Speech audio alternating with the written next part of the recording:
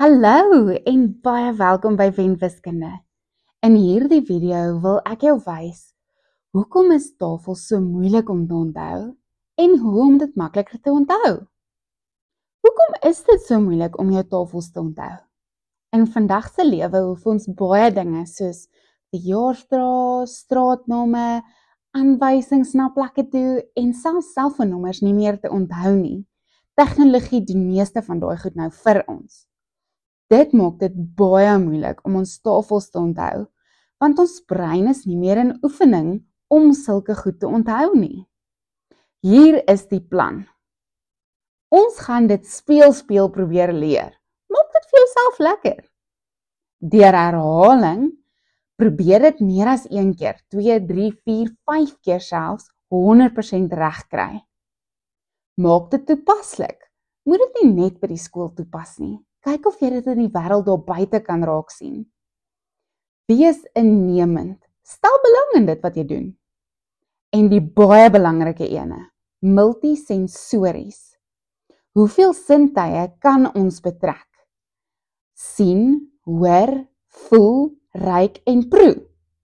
Ons kan wel tafels nie ruik of proe nie, maar ons gaan ons sintuie van sien, hoor en voel gebruik.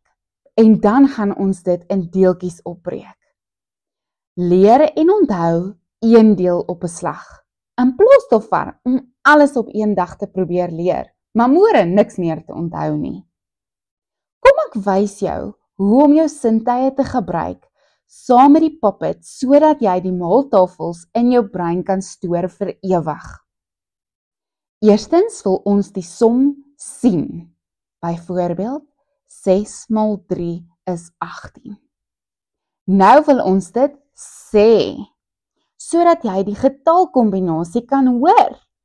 6 x 3 is 18.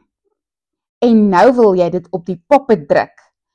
6 x 3 is 18. Herhaal hierdie oor en oor en oor, sodat jy dit kan onthou. Kom ons oefen nog 'n paar saam. 9 x 7 is 63. Onthou jy dit nou gesien? Nou wil ons dit hoor. 9 x 7 is 63. En nou wil jy dit voel op die Poppet.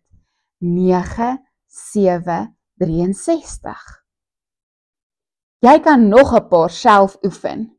Jy kan 'n paar maatjies saambring, sodat jy 'n speletjie daarvan kan maak.